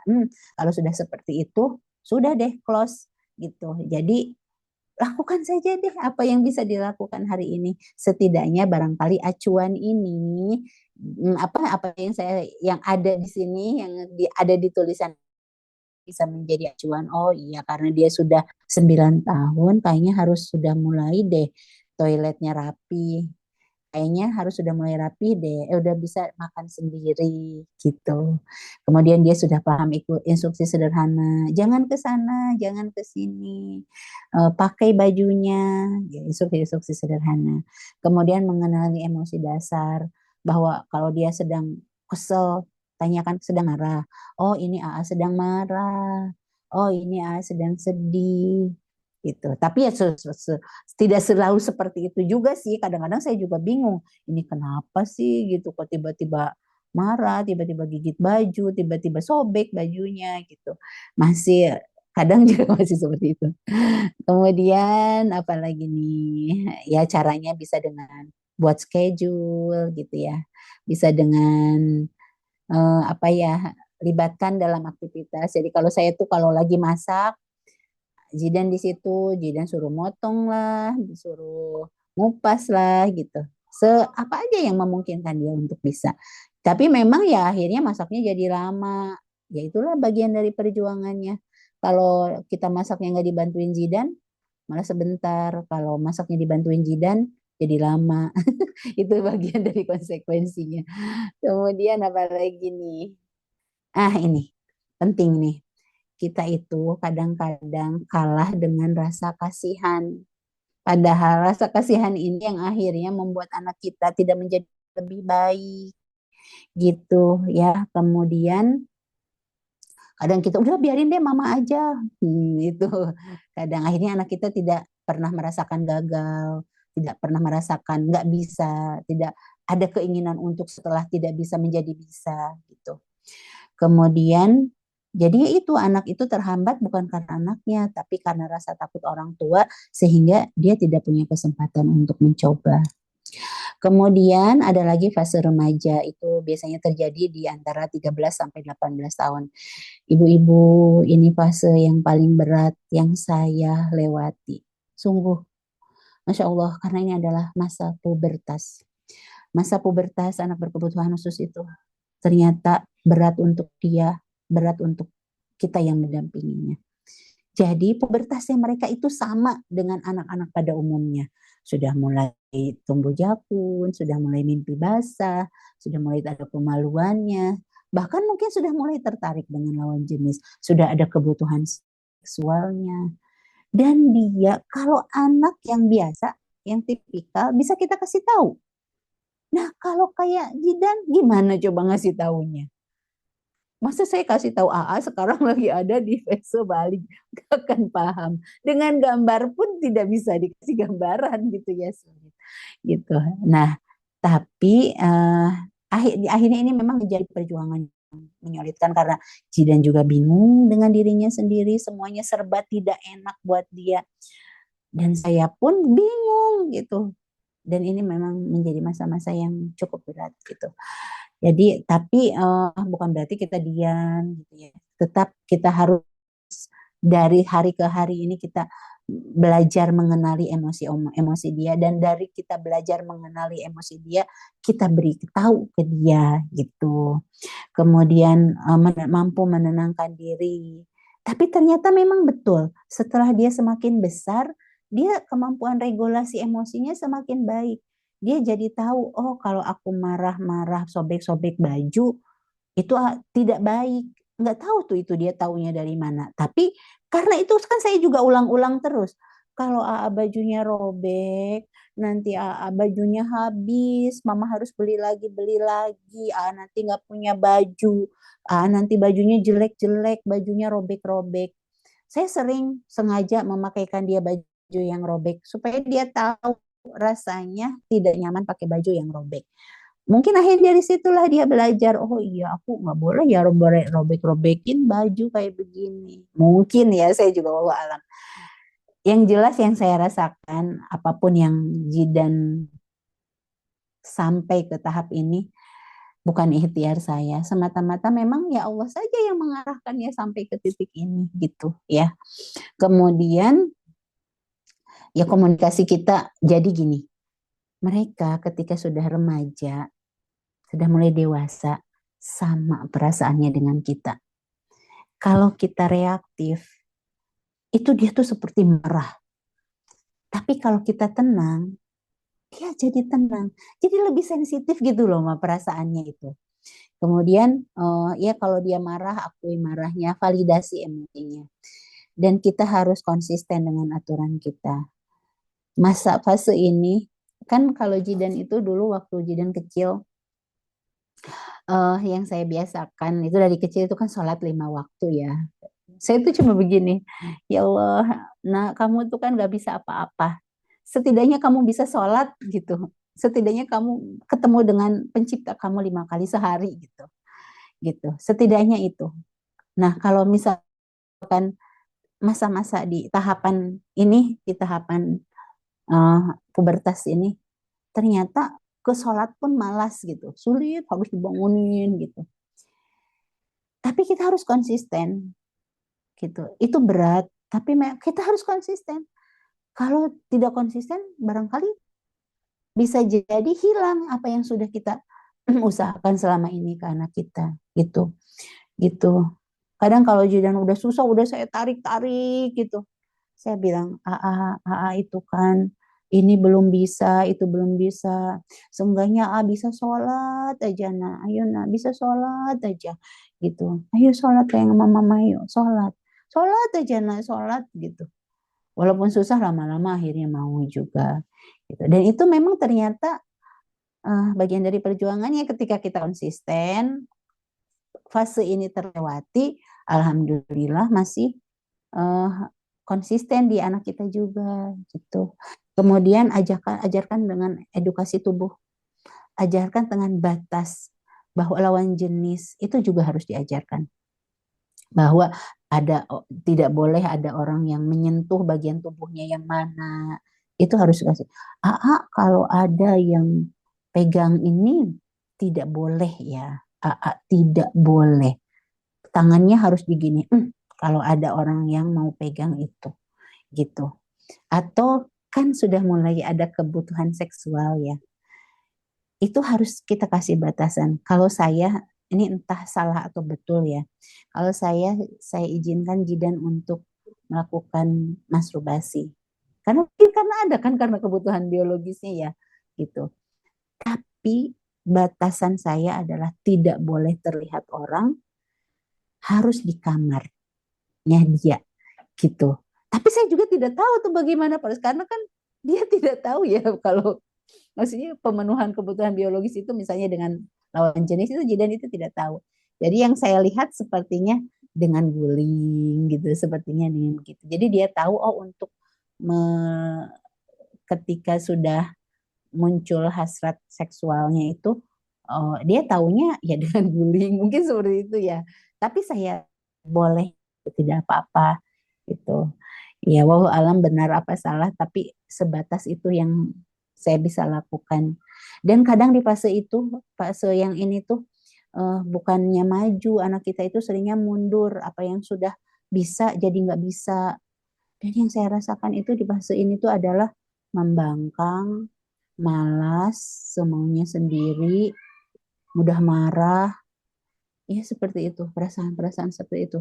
Yang itu yang membuat regresi, yang akhirnya kalau kita tidak keras ke diri kita sendiri dan keras ke anak kita, keras di sini maksudnya tegas ya, eh, itu yang akan bisa regresi, mundur, apa yang sudah kita eh, usahakan ke anak kita akhirnya menjadi tidak bisa hilang atau berkurang seperti itu. Nah yang terakhir ini adalah fase dewasa muda, ibu-ibu. Jadi Zidan itu ketika di sekolahnya yang terakhir itu adalah sekolah autistik remaja dan dewasa. Jadi yang sebelumnya itu sekolah khusus autistik, yang selanjutnya itu adalah sekolah remaja dan dewasa. Di sini tuh diajarkan tentang vokasi, bikin jamu, menjual, bikin jus, bikin segala macam, dan anak itu harus bisa menjual, harus bisa membuat. Jadi ada workshopnya gitu buat buat ngejual gitu. Tapi ternyata saya melihat kalau di Jidan belum sampai, di teman-temannya sudah sampai ke masa itu. Tapi kalau Jidan ternyata belum sampai, Jidan tidak paham uang dan semuanya harus dengan instruksi gitu, belum ada inisiatif gitu. Akhirnya saya berpikir ya sudah, kayaknya Zidan harus saya tarik dulu, harus saya karena apa sih yang ingin saya capai dari Zidan. Kalau Zidan saya paksakan untuk bisa bekerja seperti teman-temannya yang lain, mungkin kemampuan dasarnya masih cukup jauh untuk mengimbangi gitu. Akhirnya yang membuat saya udah Jidan di rumah sama saya dulu itu adalah dia punya basic skill untuk dirinya sendiri dulu. Um, di rumah dia bisa nyaman, maksudnya tidak tidak merasa bosan di rumah, walaupun dia misalnya tidak bisa bekerja, karena saya berprinsip rezeki itu nanti Allah sendiri yang ngasih gitu. Kalau misalnya nanti dia tidak bisa bekerja, paling tidak dia di rumah itu punya kegiatan, tahu apa yang harus dilakukan. Ya sudah, memang kalau takdirnya Jidan tidak bisa seperti teman-temannya, bisa bekerja dan lain-lain, paling tidak Jidan tidak merepotkan ketika di rumah, bisa mengurus dirinya sendiri di rumah. Makanya ketika Jidan di usia 22 tahun, terus Jidan saya tarik tidak sekolah lagi. Saya bilang, ya Allah, saya sudah tunaikan haknya dia gitu ya untuk sekolah. Mudah-mudahan ya ini tuh tidak membuat dia menjadi mundur gitu. Seperti itu saja sih ibu-ibu yang saya sharingkan. Jadi ini ada satu yang ingin sampaikan ke teman-teman. Teman-teman, jika hari ini hati kita masih lelah, itu tidak apa-apa. Karena kelelahan bukan tanda kita gagal, tapi tanda kita masih bertahan. Mengasuh anak istimewa bukan perjalanan yang dipilih banyak orang, tapi Allah mempercayakannya kepada hati-hati yang sedang Dia kuatkan. Kita mungkin tidak selalu sabar, kita mungkin tidak selalu tenang, kita mungkin tidak selalu merasa ikhlas, tapi ketika setiap pagi kita bisa bangun tetap bisa memilih mendampingi anak kita, tetap bisa memilih mencintai anak kita. Itulah sesungguhnya bentuk kuat yang sesungguhnya. Anak kita mungkin tidak berjalan secepat anak lain, tapi mereka berjalan di jalan yang Allah siapkan khusus. Dan kita adalah bagian penting dari perjalanan mereka itu. Kalau suatu hari kita ingin menyerah, ingatlah Allah tidak pernah salah dalam menitipkan amanah. Langkah kita mungkin kecil, tapi insya Allah nilainya besar di hadapan Allah Subhanahu wa Ta'ala. Air mata kita mungkin jatuh, tapi tidak akan pernah sia-sia. Mari kita terus melangkah walaupun pelan-pelan, sambil terus belajar merawat diri, sambil terus mau menyandarkan.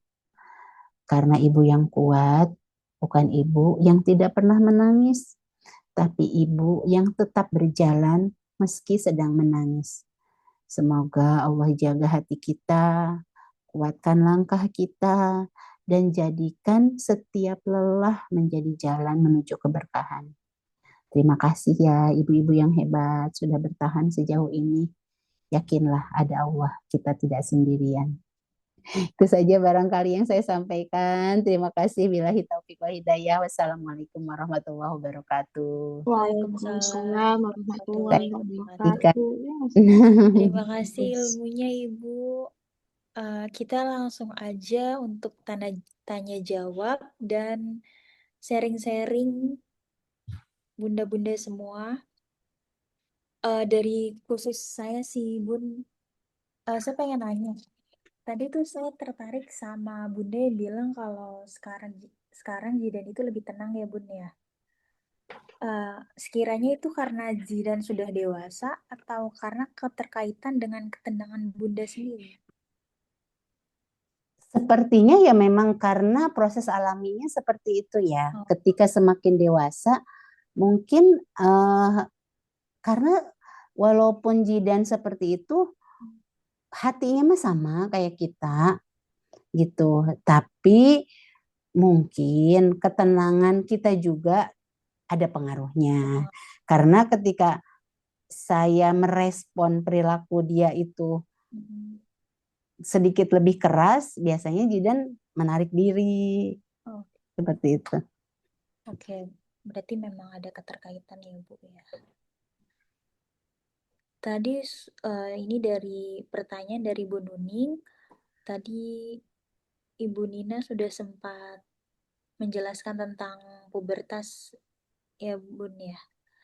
Nah, Bu Nuning juga pengen bertanya tentang Zidan ketika pertama kali mengalami tanda pubertas itu. Bagaimana sih Bunda menghadapinya? Langsung nih ya Mbak Putri ya. Iya, langsung ya. Tanda-tandanya pubertas itu sama dengan anak yang lain, mulai dari suaranya. Ya kan suaranya tuh jadi yang tadinya cempreng jadi ngebas gitu. Jadi kalau kalau ketawa gitu. Kemudian sudah mulai muncul bulu-bulu. Tanda-tandanya. Terus kemudian apalagi sudah mulai mukanya kan kelihatan tuh udah mulai ada berminyak-berminyaknya, berjerawat. Itu kan ciri-ciri fisiknya itu ya terlihat ya. Kalau fase pubertas itu kemudian lebih tinggi, terus muncul-muncul bulu-bulu di kemaluan, kumis sudah mulai ada. Itu sih ciri-cirinya. Tapi kalau Zidan mimpi basah, saya tidak tahu malah pernah tidak. Tapi kalau Zidan saya lihat pagi-pagi ada sperma di celananya, beberapa kali saya tahu. Tapi awal mula Zidan mimpi basah, kan tandanya untuk laki-laki pubertas itu kan mimpi basah ya, gitu. Nah kalau Zidan saya malah awalnya Zidan mimpi basah itu saya tidak tahu. Berarti pas awalnya kayak gitu, Bunda perasaannya bagaimana Bun?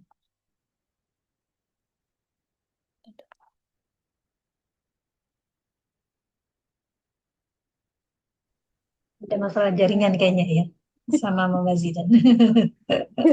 Mudah-mudahan cepat kembali. Amin. Nah, alhamdulillah udah balik. Lagi sih. Ini saya pikir Mbak Putri yang nge-lag, ternyata saya ya. Jaringan. Nah, ketika pertama kali mengalami pubertas itu, Bunda Nina perasaannya gimana, Bun? Transisi ya. Tapi Mm-mm. waktu Jidan pubertas itu juga kan memang Jidan itu belum tenang ya, pembawaannya masih masih ya seperti layaknya Mm-mm. autistik, karena Jidan juga kan memang autistiknya spektrumnya luas ya. Jadi kognisinya juga rendah gitu. Eh, Kemampuan motoriknya juga terbatas gitu. Jadi ya itu mungkin kan yang sering membuat Jidan itu pengen ini tidak bisa, pengen itu tidak bisa gitu. Jadi akhirnya kesal dengan diri sendiri, akhirnya meltdown. Eh, Dia tidak, dengan sentuhan saja dia sakit, tidak nyaman, dengan baju yang bahan tertentu aja dia tidak bisa gitu. Nah, itu kan masih dalam tahap itu ketika memasuki masa pubertas. Nah, yang saya paling rasakan transisi itu semakin makin gitu, dari yang memang sering tantrumnya semakin sering, meltdownnya semakin sering gitu. Tiba-tiba tengah malam teriak. Kalau Jidan nangis tidak terlalu, tapi teriak-teriak "Wah!" gitu, teriak-teriak kayak gitu terus apa, saat tiba-tiba sudah sobek-sobek semuanya bajunya gitu. Itu sih kejadian seperti itunya menjadi semakin sering gitu. Perasaannya lebih ke berkecamuk gitu ya, Bu ya, sebagai orang tua. Saya sendiri Heeh. bukan berkecamuk sih ya, lelah ya yang jelas Maya. Ya. Hmm. Maksudnya kok kayaknya tuh kayak nguji banget sih gitu. Seperti itu ya, itu akhirnya mindsetnya ternyata harus dirubah gitu. Anak ini bukan menyulitkan saya, tapi dia sedang kesulitan. Ketika mindsetnya dirubah, anak ini sedang kesulitan, dengan sendirinya keluar rasa empati, rasa kasihan, rasa ingin mendampingi, karena dia sendiri sedang kesulitan, karena dia sendiri sedang tidak nyaman. Gitu Mbak Putri. Oke, Bu. Ada pertanyaan dari Bu Vivi. Mama Zidan, autisme itu kan spektrum ya, dari ringan sampai berat. Kalau Zidan sendiri kondisinya ada di mana ya, Bun? Bagaimana bisa menerima kondisi Ananda yang mungkin berbeda jauh dari anak-anak umum lainnya?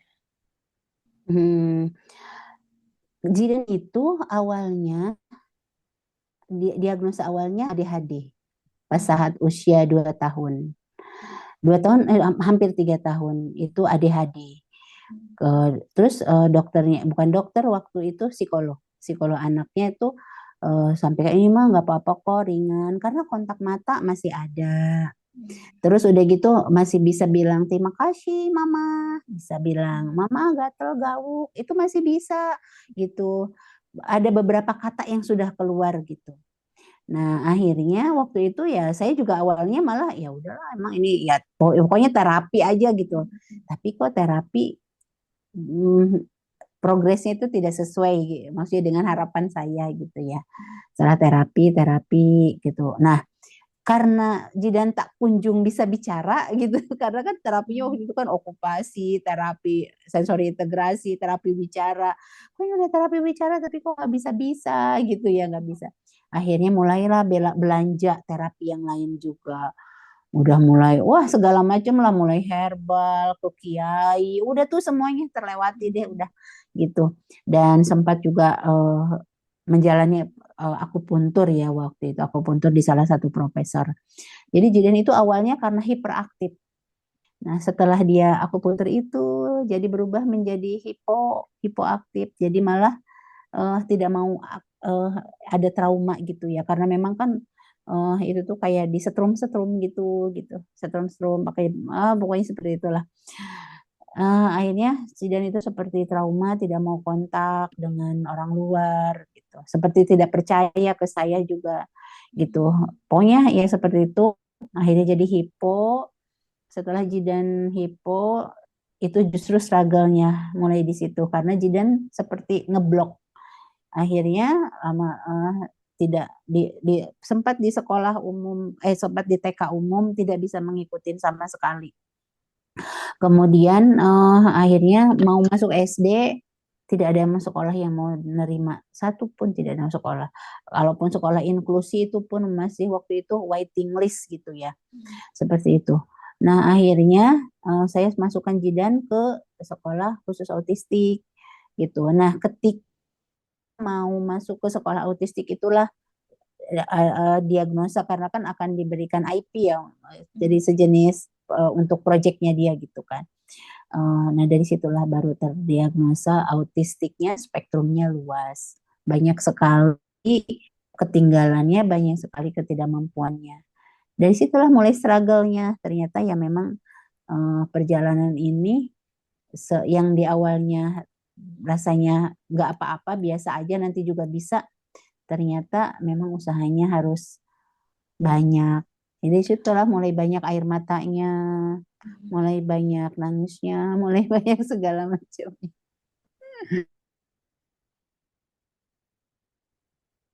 Gitu Mbak Putri. Oke, Ibu, terima kasih. Ada pertanyaan lagi dari Bunda Siska. Mama Zidan, bagaimana cara kita untuk mengajari anak untuk toilet training karena sampai saat ini umur anak saya 8 tahun masih pakai Pampers. Nah itu setiap anak itu berbeda, tapi harus diupayakan. Jidan pun proses toilet training itu baru rapih usia 11 tahun. Dari kecil dibiasakannya gitu. Ya membiasakannya ya begitu. Kalau Zidan dulu ada timing ya. Jadi misalnya mau bobo harus pipis. Dan itu harus sudah dilepas pampersnya. Jadi kita ya prosesnya akan kasur bau, akan sering jemur kasur, akan sering kita harus bangun tiba-tiba mengganti celana dia gitu. Ya memang prosesnya harus seperti itu. Jadi kalau kita nggak berani lepas pampers, mungkin agak sulit ya. Jadi memang harus berlepas pampers ya sebelum bobo. Terus kan kita tahu nih kalau misalnya pipis itu, Maksudnya pingin parentingnya. halo? Ya, misalnya kita misalnya kan tahu ya kalau misalnya anak itu kan pipis itu sekian jam sekali gitu. Nah, ketika sekian jam sekali itu kita bawa ke kamar mandi. Nah, saya waktu itu dikasih tahu sama gurunya Zidan untuk supaya dia tahu caranya pipis, caranya cebok itu adalah setiap kali kita mau mengajarkan toilet training, cara membasuh yang baik gitu, pipis itu di sini gitu. Itu tuh dikasih minum yang banyak. Jadi kan nanti dia pengen pipis tuh, jadi kita nggak lama proses nunggunya gitu. Nah ketika dia sudah pengen pipis, buru-buru tuh kita bawa ke kamar mandi. Itu prosesnya, dan itu nggak sebulan 2 bulan, tidak setahun 2 tahun, lama ya, cukup lama. Jadi kalau misalnya sampai sekarang usia 8 tahun belum berhasil, ayo semangat, semangat, semangat. Jidan juga dulu 11 tahun, insya Allah. Berarti semuanya proses ya Bun ya. Harus berani lepas pampersnya. Oke, ada pertanyaan lagi dari Ibu Erni Apriani. Mama Zidan, bagaimana kehidupan sosial AA Zidan? Apa dulu dia bergaul dengan anak-anak lain seusianya? ABK saya 8 tahun dan saya masukkan homeschooling karena salah satu kekhawatiran saya adalah kemampuan sosialnya. Jadi sampai saat ini saya masih punya ketakutan besar jika membiarkan dia berada di satu lingkungan besar seperti sekolah.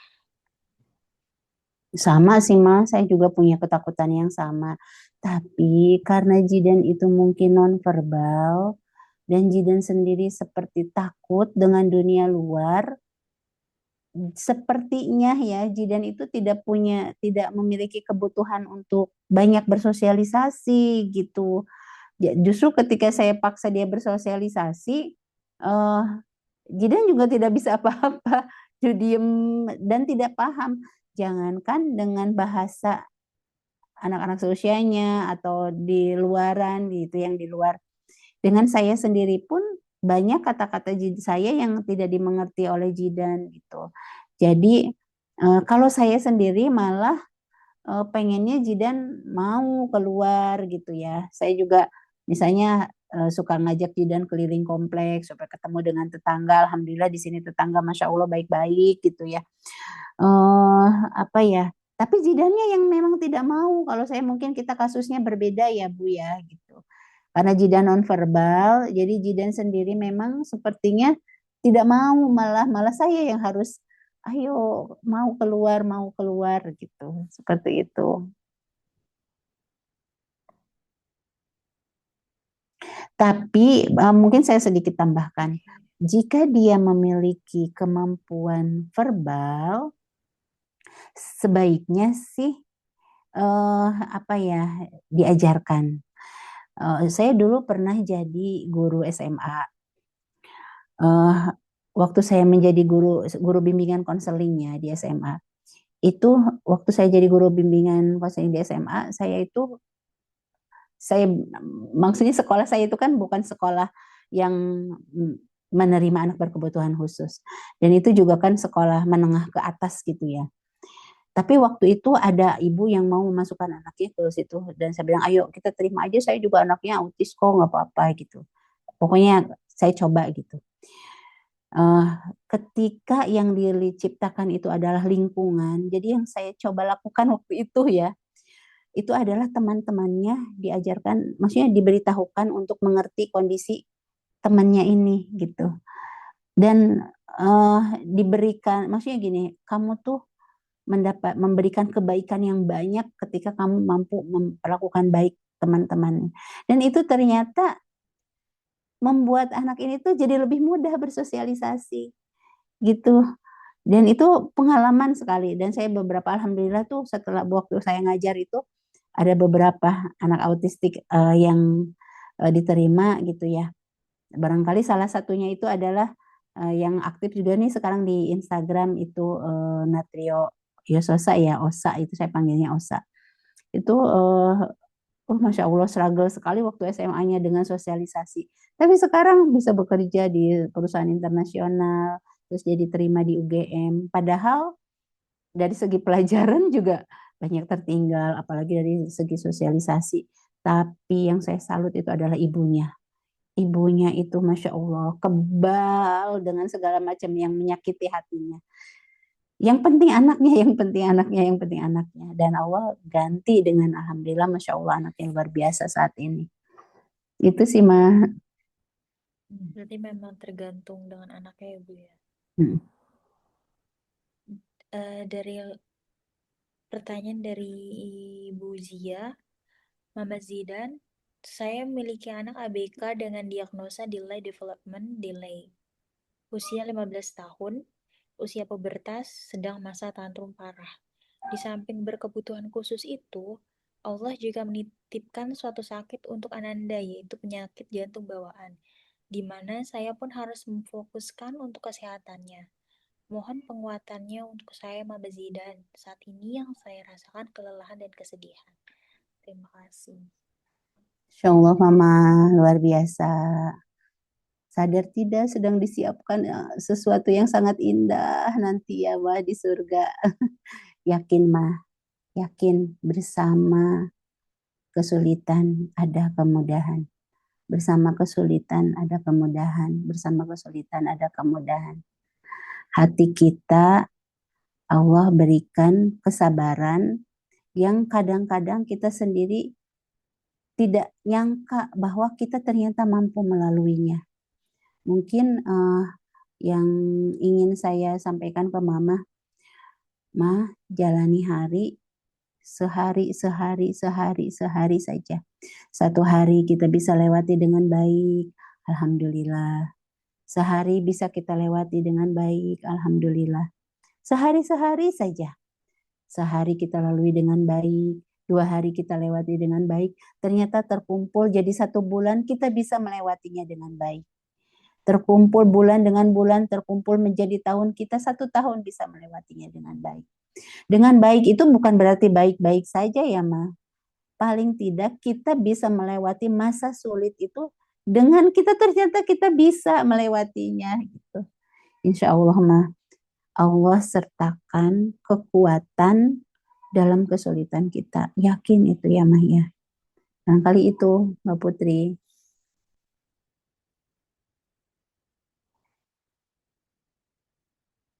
Masih di mute, Mbak. Mbak Putri masih di mute. Udah ngomong banyak ya. Oke, Mama, makasih.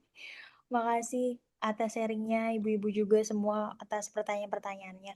Oke, Mama, Bunda, satu kalimat penyemangat apa yang ingin Ibu sampaikan untuk orang tua anak istimewa di rumah, Bu Nina?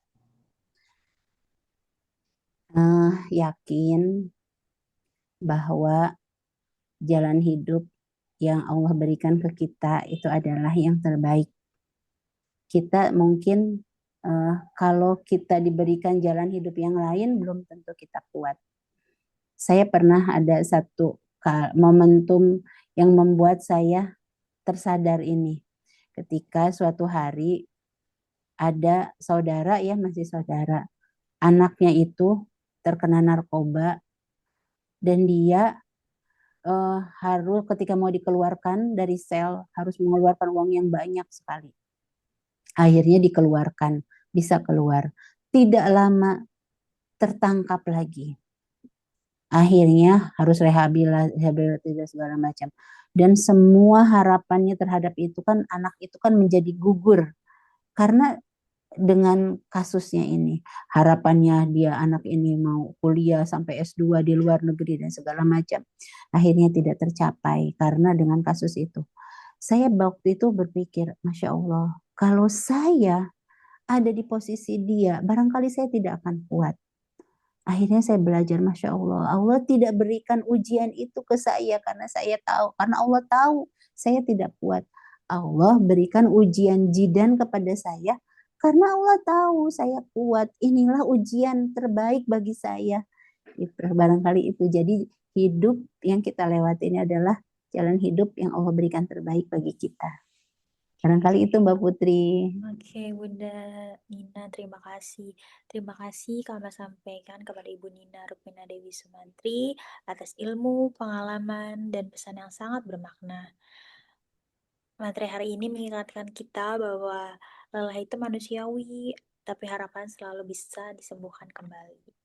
Semoga apa yang kita dapatkan hari ini tidak berhenti di layar Zoom, namun bisa menjadi penguat langkah dalam membersamai anak-anak istimewa kita dengan lebih sabar, lebih sadar, dan lebih penuh kasih.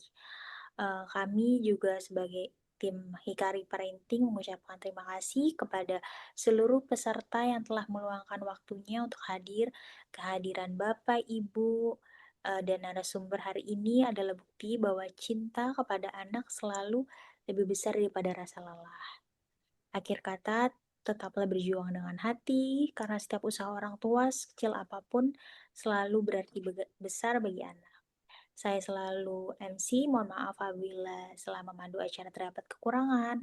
Semoga kita semua selalu diberikan kesehatan, kekuatan, dan keteguhan hati. Wassalamualaikum warahmatullahi wabarakatuh. Sampai jumpa di kesempatan berikutnya. Waalaikumsalam warahmatullahi wabarakatuh. Mohon maaf ya teman-teman apabila ada ucapan saya yang kurang berkenan. Jazakillah khair, Terima kasih, Bunda. Wa Jazakallah jazakallahu Alhamdulillah, Mama Zidan. khairin Mbak Putri udah mau jadi MC hari ini.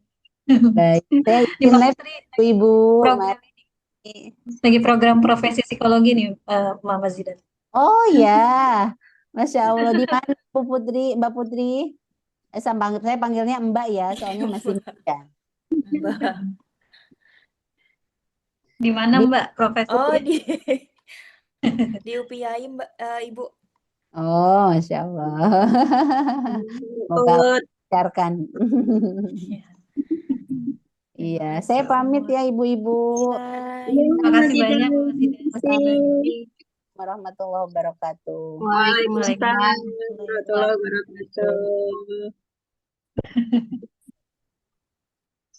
Kasih